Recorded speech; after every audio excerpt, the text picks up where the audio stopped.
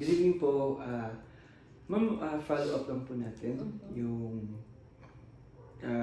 nakarang interview po, no? May mga gusto ko lang pong i-clarify. Um, Ayun po, start lang po natin ulit yung video, ma'am. Okay, no? Okay. And tulad po nung sinabi ko noon, ano man po yung pag-uusapan po natin, mananatili lang po ito sa akin at sa clinical instructor ko po. And if you have anything to ask or clarifications, just ask me po. And also, sa clinical instructor po. Yung clinical instructor ko si Ma'am Pearl Santonia po. Pearl Marie Santonia. Okay. Just tell me po kung kailan nyo gusto mag-start na. Okay na, ayun na. Okay na po. Sige po. So, balikan ko po yung experience nyo po about, I'm sorry for the word po, yung sexual assault po, no? Ma'am, kailan po nangyari yun? Elementary, around, ewan ko, grade 2 or 3 or 1, basta elementary siya. Okay po. Ma'am, can you tell me more about your experience po doon? Kung ano nangyari. Mm-hmm. Ano siya, actually, ba nasabi mo na ito nung ano? Nasabi ko na siya nung interview natin. Ulitin ko. Yes po, sige lang. Okay. Ano siya, detail ba? Opo, mas maganda kung detail. Or what you are comfortable po to share. Church siya sa amin. And yung tita ko kasi, church girly siya. Tapos, mahilig niya kami dalhin dun sa church. Like, lahat kami magbibinsan, ganyan. Kasi, minsan, parang active na nakikisali sa band. Nandiyan nag-piano, nag-jam din yung pinsan kung isa, ganun. Nag-gitara, ganyan. Tapos, since matagal na yun, since hindi pa masyadong maganda yung church eh. Yung sa likod kasi ng church na yun, bahay nung pastor. So, wala pang CR sa labas, walang kahit anong sa labas.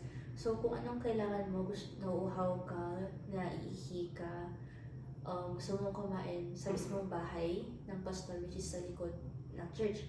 Actually, yung itsura nun, magkadikit lang yung bahay and church. So, parang may door sa may stage ng church, no? Kung papasok ka sa door na yun, salas na yun ng bahay nila. Ganun. So, ako, as a kid, ganyan, masaya-saya.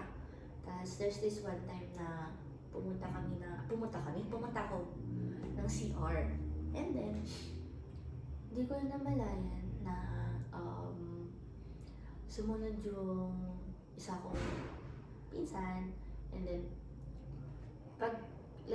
pagka-close ko ng door ng CR, bigla niya akong sinundan. And parang tinulak na yung door, tapos pumasok sa loob. Tapos, pinatalikod niya ako sa wall. Tapos, sinayin niya, since ako ihi na, syempre, ibababa ko na sana, ganun. So, siya na, and then, he tried, syempre, to put it in, pero I think hindi, ewan ko.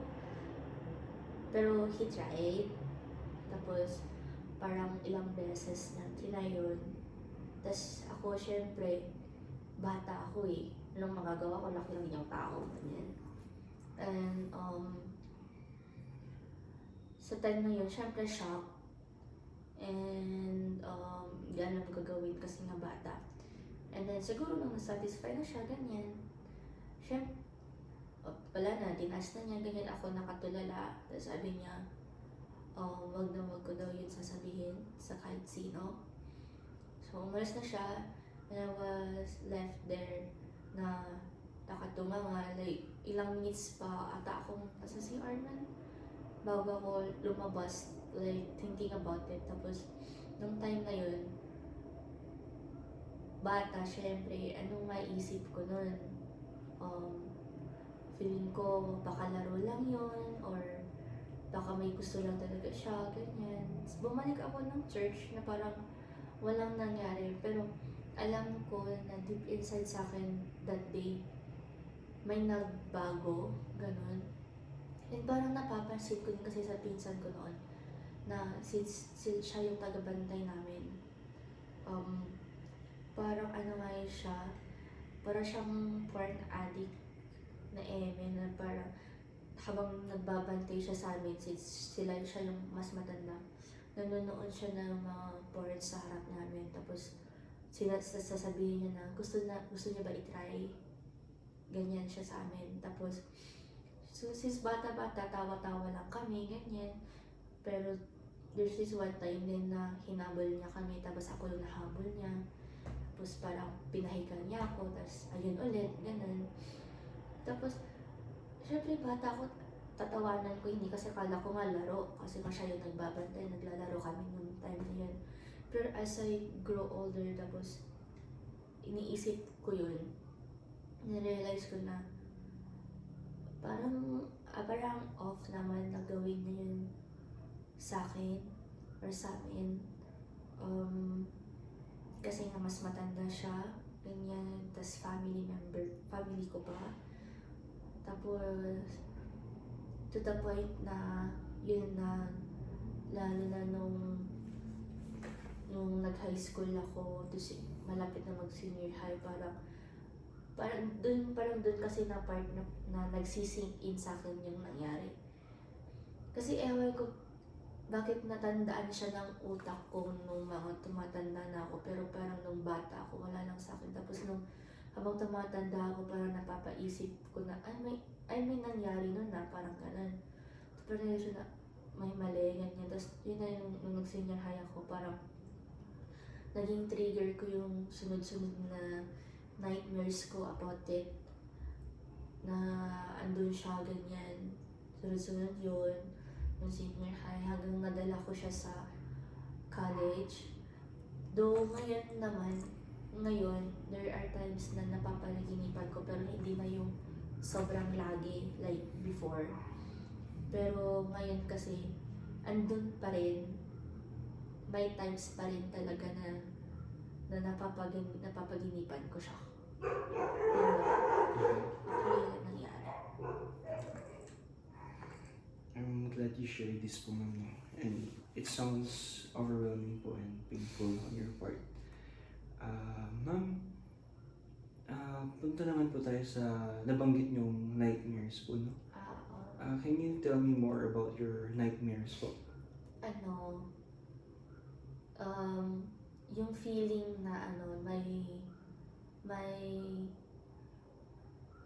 may nasa tabi ko, tapos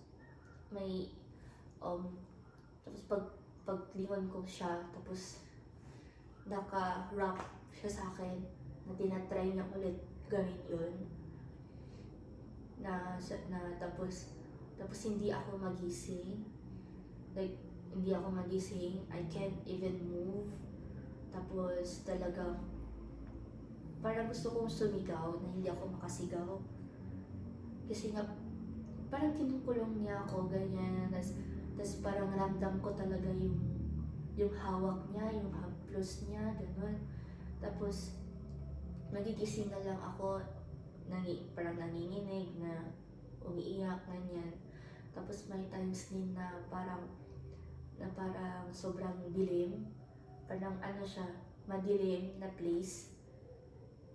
Tapos there's this gut or feeling na andun siya watching me, na natutulog, andun siya na naghihintay lang na makatulog ako. Kaya parang nung senior high ako, or like nung first year, takot ako matulog ng walang ilaw, kasi feeling ko nga andun siya, na parang hinahabol ako. Parang ganun siya parang madilim, tapos kahit anong takbo ko, wala siyang end. Tapos feeling ko nakasunod siya. Feeling ko habang tumatakbo ko sa pure na darkness na yun, tinitignan niya ako, like he's just waiting sa right time para hawakan ako, ganun. Minsan may mga